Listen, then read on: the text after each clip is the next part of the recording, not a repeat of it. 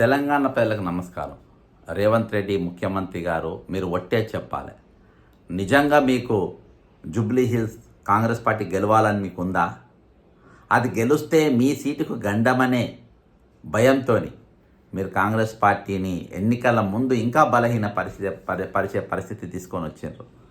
ఒక దిక్కు ఎన్నికల నగార మోగి నామినేషన్లకు సిద్ధపరుస్తున్న సమయంలో మీరు హైడ్రాను ఇంకొకసారి ప్రయోగించి తరచూ ప్రయోగిస్తూనే ఉంటూ ఈరోజు ప్రజలకు మీరు వ్యతిరేకంగా మారే పరిస్థితి ఉన్నది. ఎందుకంటే ఈరోజు మీ దగ్గర చాలా ఇంపార్టెంట్ శాఖ, మున్సిపల్ శాఖ మీ దగ్గర పెట్టుకున్నారు. ఈరోజు తెలంగాణలో హైదరాబాద్ క్యాపిటల్గా ఉన్నటువంటి సిటీ నగరానికి మున్సిపల్ శాఖ చాలా ఎంతో ఇంపార్టెంట్. ఎందుకంటే డ్రైనేజీలు కానీ, రోడ్లు కానీ ఈరోజు అక్కడ వాళ్లకు అందించాల్సిన పరిశుభ్రత ప్రతి విషయంలో ఈరోజు మున్సిపల్ శాఖకు హైదరాబాద్కు అనుబంధంగా ఉంటుంది. కాబట్టి ఆ శాఖ నీ దగ్గర పెట్టుకున్నావు. ఈరోజు కంప్లీట్గా తెలంగాణ ప్రజలు ఎంత వ్యతిరేకంగా, ముఖ్యంగా హైదరాబాద్ సంబంధించిన ప్రజలు ఈరోజు ఎంత వ్యతిరేకంగా ఉన్నారో ఒకసారి ముఖ్యమంత్రి గారి పైన ఈ హైదరాబాద్ నగరవాసుల యొక్క ఆలోచన ఏ విధంగా ఉందో ఒకసారి విందాం.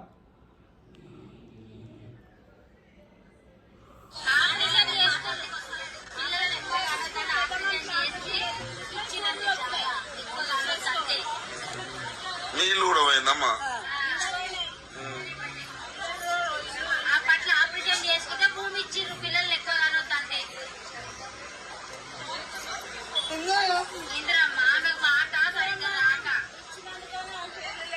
ఇప్పుడు మీకు ఆపరేషన్ అయిందా? ఇది ఇందిరమ్మ ఇచ్చిన ఇండ్లు కూడా కూలగొట్టిన పరిస్థితి. ఇందిరమ్మ ఇండ్లు ఇస్తే కూడా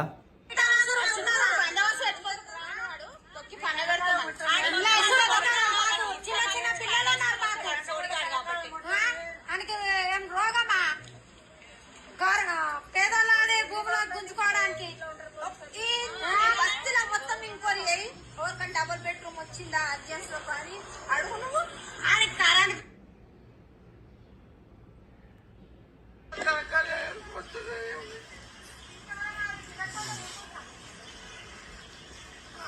ఎంత బాధపడ్డామో దేవుడా, ఎక్కడున్నావా తల్లి, ఎల్లమ్మా తల్లి.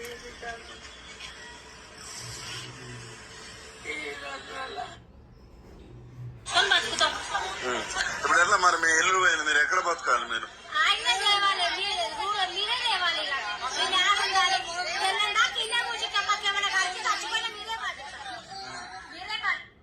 ఇది తెలంగాణ ముఖ్యమంత్రి రేవంత్ రెడ్డి గారి పైన ఉన్నటువంటి అభిప్రాయం. మరి ఇటువంటి అభిప్రాయం మధ్యలో ఈరోజు గతంలో అయినా ఏం చెప్పినో ఒకసారి అది కూడా ఇద్దాం. భార్యాభర్తలు ఇద్దరు కూర్చొని పాపం నీలమట్టం చేసిండు. క్రిమినల్ వేస్ట్, ఇసుక, సిమెంట్, మిగతాయి చట్టంలో ఒకవేళ ఇర్రెగ్యులారిటీ జరిగినా రెగ్యులరైజ్ చేయడానికి చట్టంలో నిబంధన ఉంది. వాళ్ళేం దోపిడీ చేయలే, లేకపోతే వాళ్ళేం దేశద్రోహం చేయలే. వాళ్ళు అమాయకంగా కొనుక్కున్నారు, దాంట్లో కట్టుకున్నారు. ఒకవేళ అనుమతులు లేవనుకోండి, రెగ్యులరైజ్ చేయడానికి you have a certain rules and regulations. ఇప్పుడు ఈ సిపాయే ఈ ప్రజలు మొత్తం రోడ్డు ఎక్కించిన పరిస్థితి. ఒక దిక్కు ఇది నడుస్తూ ఉంది, ఇంకో దిక్కు ఇక ఈయన మంత్రివర్గంలో ఉన్నోళ్ళు ఒక దుర్భాషలు ఆడుతూ పొన్నం ప్రభాకర్ గారు అల్లూరి లక్ష్మణ్ గారిని పైన విమర్శ, మళ్ళీ అల్లూరి రమేష్ మన లక్ష్మణ్ గారు వివేక్ గారి పేరు తీయడం, వివేక్ గారు మళ్ళీ తిరిగి ఆయన మీటింగ్లో ఆయన అనడం, అంటే ఇవన్నీ ఎటు దారి చేస్తుంది? కానీ మీరు అందరు చూస్తున్నారు, మొన్న లక్ష్మణ్ కుమార్ గారు వారు ఎవరో వారికి బట్కాయించి వారికి ఏదో విషయం నింపి కావాలని నా మీద విమర్శలు చేస్తారు.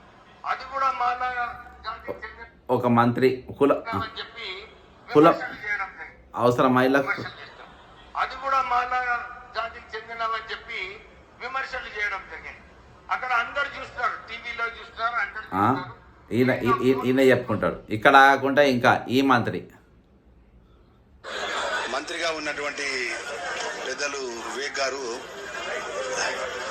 నిజామాబాద్ బాలల మా కుల ఈయన సరే ఏదన్నా ఈయన పేరు చేస్తారు. అట్లా ఒకరి మీద ఒకరు దుమ్మెత్తి పోసుకుంటా మీరు ఈరోజు ఇవన్నిటి కూడా సద్దుమణిగించే ప్రయత్నం, ఈరోజు సమన్వయంతో పనిచేయాలనే ప్రయత్నం ఈరోజు ముఖ్యమంత్రి రేవంత్ రెడ్డి గారు ఎక్కడ కూడా చేస్తారు. కాగా ఈరోజు కొండ సురేఖ సీతక్కగా మరి వాళ్ళిద్దరు మళ్ళీ పొంగిలేటి పైన విరుచుకుపడడం, వాళ్ళు ఆయన పైన ఫిర్యాదు చేసుకుంటూ తిరగడం, అరే ఈరోజు ఈ ఎన్నికలను పూర్తిగా పక్కన పెట్టేసి ఈరోజు ప్రజలలో మనకు వ్యతిరేకత ఉన్నది.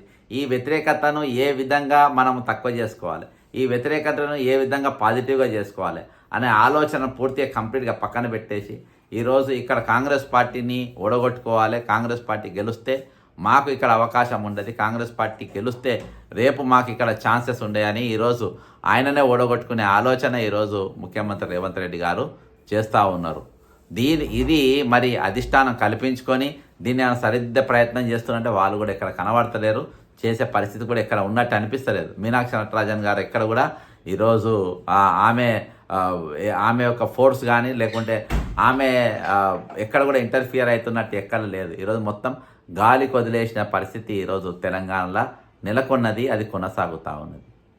మరి నిజంగా రేవంత్ రెడ్డి గారికి ఉన్న ప్రమాదం ఏంటంటే ఈరోజు కాంగ్రెస్ పార్టీని నేను బలహీనపరిచిన సరే, నా సహచరం అంతా కూడా ఇంకా బలహీనపరిచే పరిస్థితి తీసుకొని వస్తుండ్రు.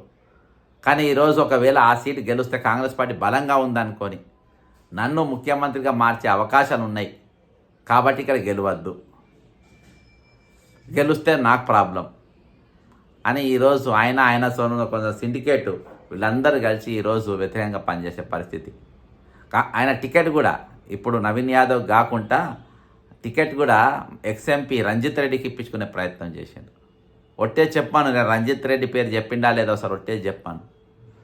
అధిష్టానం చేసుకున్నటువంటి సర్వేలలో నవీన్ పేరు తరచూ 4-5 సర్వేలలో కూడా ఆయన పేరు రావడం వల్ల ఈరోజు ఆయన టికెట్ వచ్చింది. పూర్తిగా వ్యతిరేకించిన వ్యక్తి రేవంత్ రెడ్డి గారు. ఎందుకంటే నవీన్ యాదవ్ అక్కడ ఫైట్ ఇస్తాడు, అక్కడ గెలిచే అవకాశాలు ఉంటాయి, కాంగ్రెస్ పార్టీ ఎట్టి పరిస్థితిలో గెలవడానికి వీల్లేదు అని ఆయన చేస్తూ ఉండు.